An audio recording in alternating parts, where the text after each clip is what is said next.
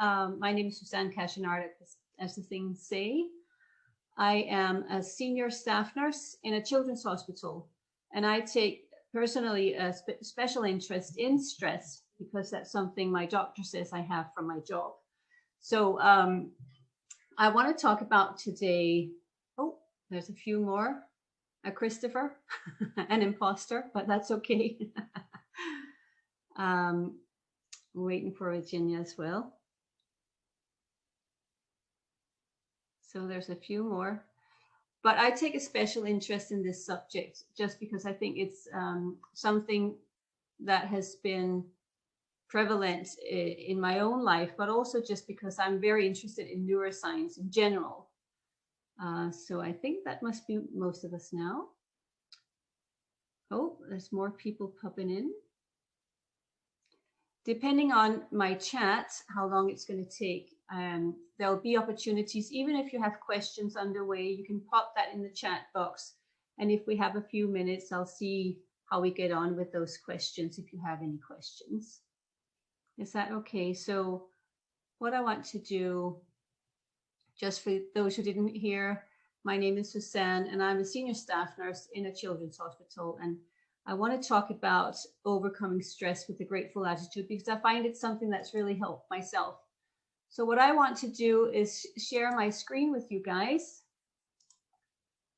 And I hope you can see that. And so what I want to talk about is overcoming stress. Are you all seeing my screen okay? Yeah, that's great. Thank you so much. So I think, like Tessa was saying, that it's safe to say that most of us have felt or feel. I did. That you can close the door. I'm on. Oh, so there. I don't know what. Just hang on a second.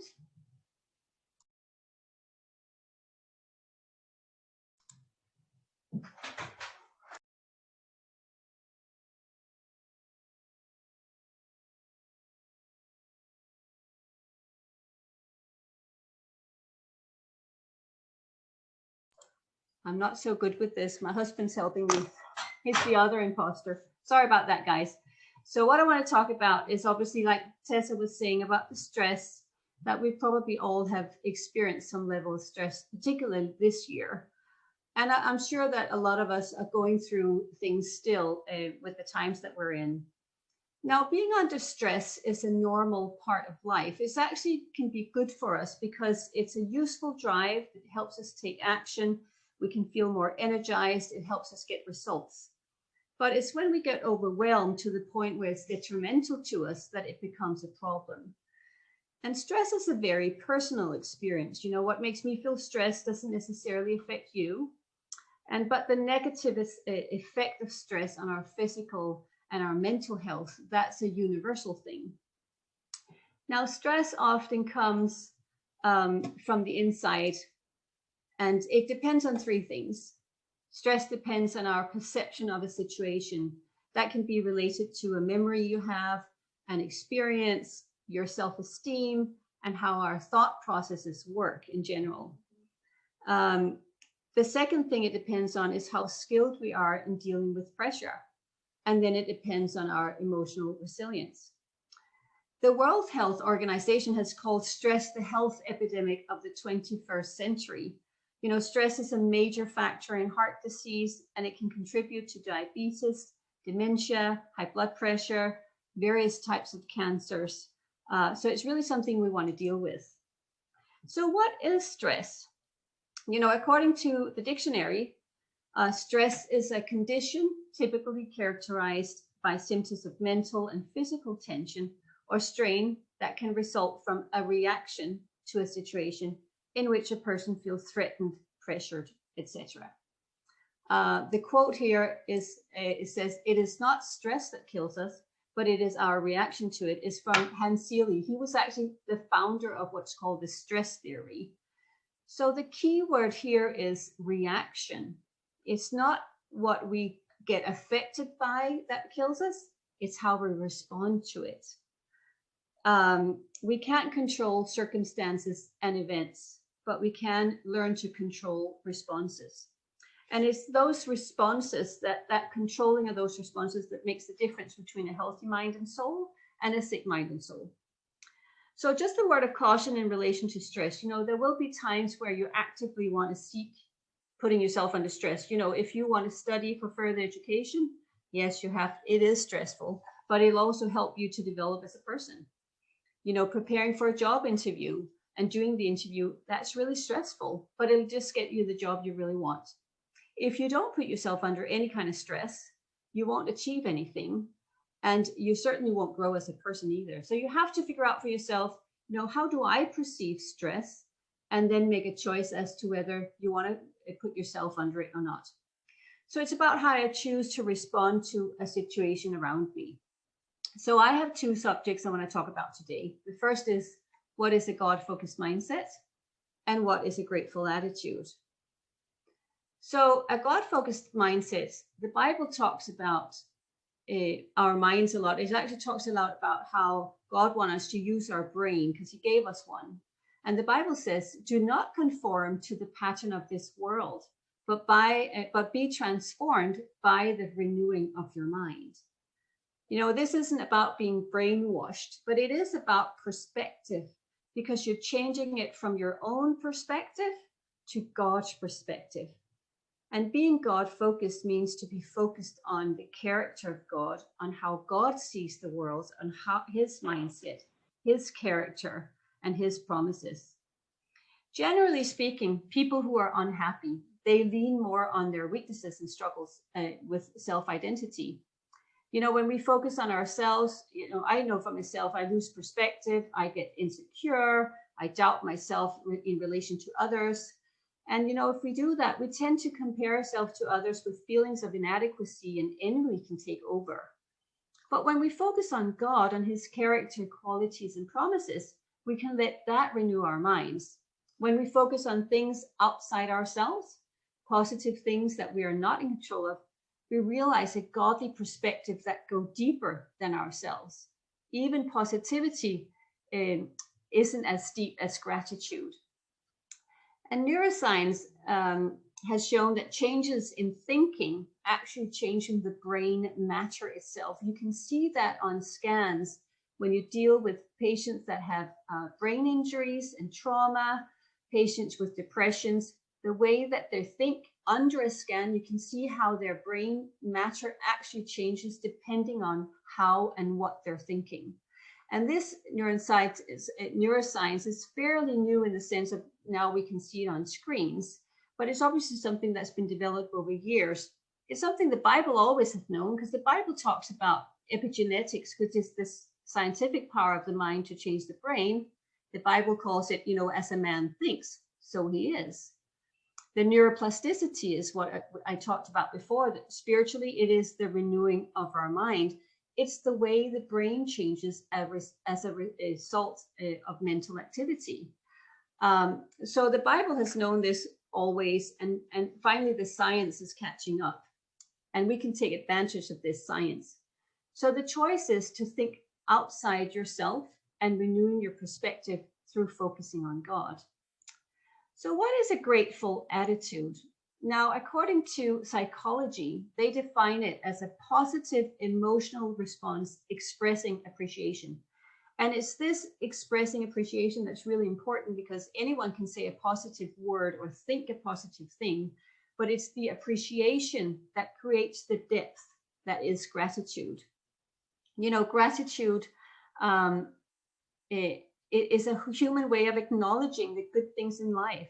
It turns what we have into enough and more. It turns denial into acceptance. It can turn chaos into order and confusion into clarity. The object of my regular thinking will determine how my days, years, and ultimately my life plays out. Everything starts in the mind, and it really is like the first questionnaire thing that she made was, it is a matter of mind over matter. Now, technically, our brain is wired for disciplined thoughts, for deep intellectual thoughts. So the very thing we should do is pay attention to the task at hand. You know, we often laugh at women as women of men can only do one thing at a time and so forth. But actually, they're onto something because our brains literally get messed up by shallow thinking. If we focus on one thing at a time, we can actually create positive physical brain changes. And that's what we want to take advantage of. It's like envisioning yourself going through a forest and there's this thick undergrowth and you want to pave your way through it. You need to walk that path a couple of times till it actually becomes a path, but you have to do that consistently. And since when we express gratitude and receive gratitude, our brain releases dopamine and serotonin. And you've probably heard about these chemicals before, the reward chemical and the mood stabilizer. They're neurotransmitters that are responsible for our emotions, and they make us feel good. And we can harness those emotions and those hormones. When we consciously practice gratitude every day, we can help these neural pathways to strengthen themselves and ultimately create a permanent, grateful, and positive nature. But we have to be consistent in this and persistent in it. And that's really essential. And in order to develop a grateful attitude, you have to develop a disciplined thought life. Now, it all sounds like very hard work, but it is a matter of decision. A part of this is increasing your awareness of what you allow into your mind. Once you've developed an awareness of your thoughts, you can start practicing a more focused reflection on your thoughts. You know, this is an ancient biblical principle that you probably heard of more in recent days, like mindfulness or mindful meditation. The Bible had talked about this for thousands of years. And it's really this focused reflection is deep intellectual thinking, body awareness, emotion regulation, and a sense of self that changes the brain positively. You know, consequently of doing that, people will gain health, happiness, and peace. And that's the exact product of a disciplined thought life like the Bible talks about. Finally, brothers and sisters, whatever is true, whatever is noble, whatever is right, whatever is pure, whatever is lovely, whatever is admirable, if anything is excellent or praiseworthy, think about such things, because you will create new neural pathways in your brain to overcome all the negativity. The Bible isn't out to modify your feelings, but it really helps you direct your thoughts and mindsets to overcome those feelings that are dragging you down. So our thoughts are unstable and changeable, and you want to take advantage of that. This constant change means that the deeper you think, the more change you can make. You know, if you have control of your thought, you can have more improvement in your mind. And this change is real because we can prove it. But if you don't get rid of a bad thought, you can reinforce it. So thinking of something more positive with gratitude, you will starve that negative thought and it'll become weak. If you improve your mindset, you can learn to think more clearly. You learn things more easily. You develop a greater focus, and you will manage reactive emotions. And that's exactly what we want to learn. And this gives us, in turn, more hope. That in turn creates more peace, excitement, and health. And this is a positive cycle. It just goes the right way around all the time. Now, just you know, in relation to peace, peace is not absence of conflict. We'll always have conflict and things around us. But peace is that inner spiritual confidence and contentment, even when things aren't quite the way we would like it to be around us, because it will never be like we would want it to be around us. It's not about controlling the environment. It's about controlling our responses. So our actions in combating stress have to be intentional. Nothing changes by chance, but you can pay attention to your thoughts and you can be disciplined in changing them. And the effect on gratitude is long lasting, as opposed to just thinking positive thoughts, which is why it's really important to have that element of appreciation in there. We know that it changes psychological conditions like anxiety and depression. And the two main sites in our brain that regulate emotion, memory, and body function get activated with feelings of gratitude.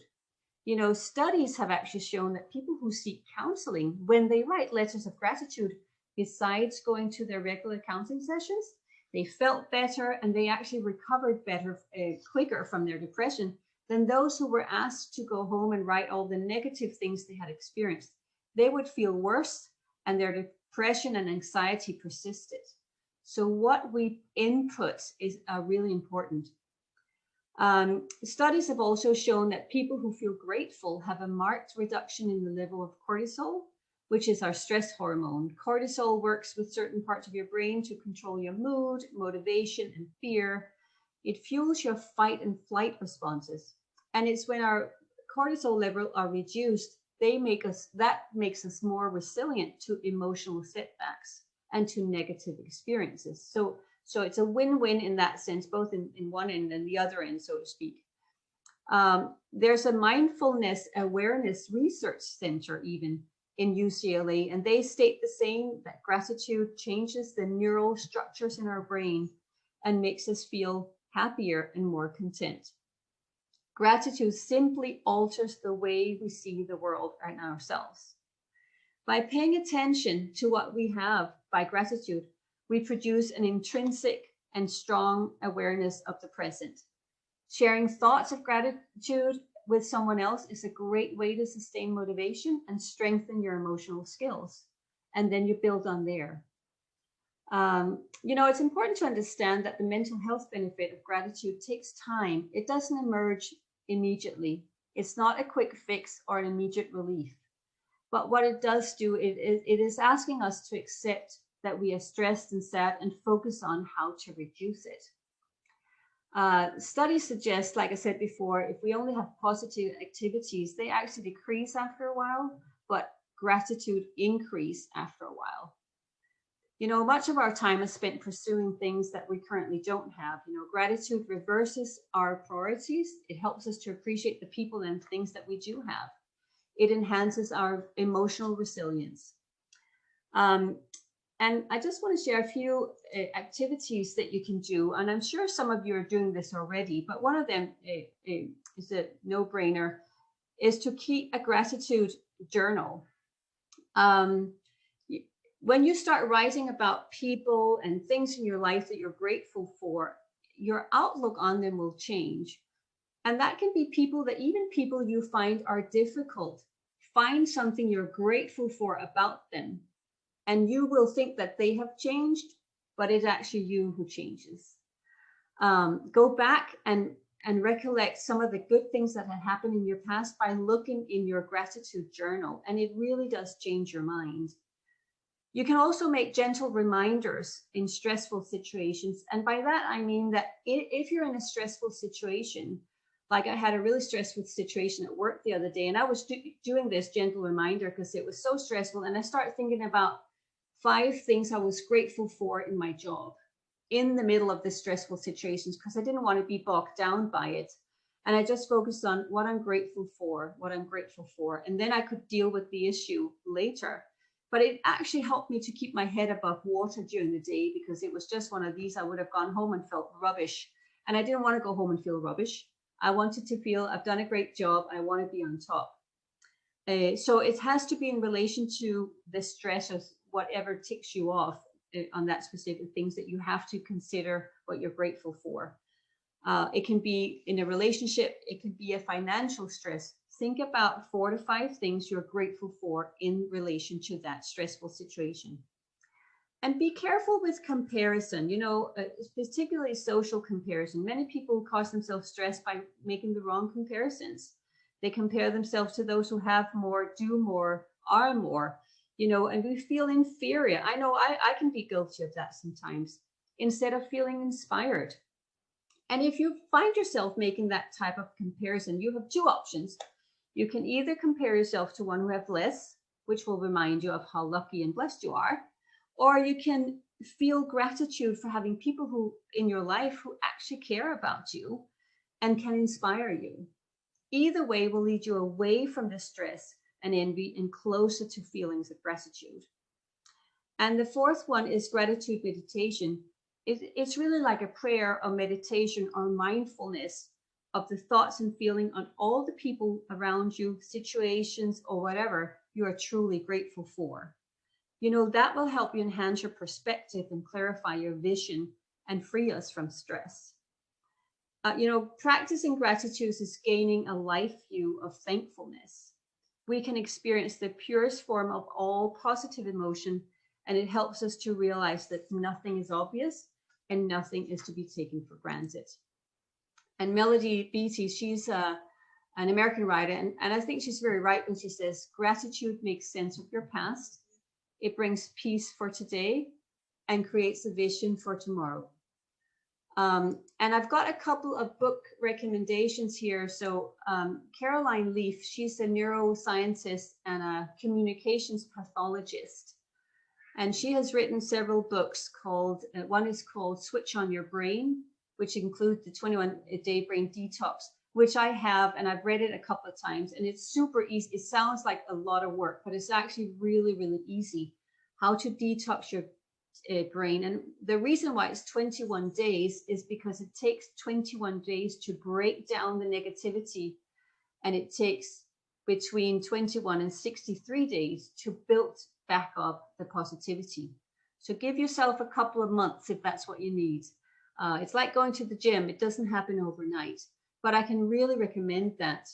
She's also written a book called 101 Ways to Be Less Stressed and Cleaning Up Your Mental Mess, which has just been released a couple of weeks ago. There's so much on the internet because mindfulness and stress is all the rage. It's been like that the last 10, 15 years. So there's so much out there, but these are just some of the suggestions. So that's really just what I wanted to share with you. And if you have any questions, I can stop sharing now. Oop. I'll be quiet. If you have any questions, please feel free to pop it in the chat. And if not, I hope you enjoyed this.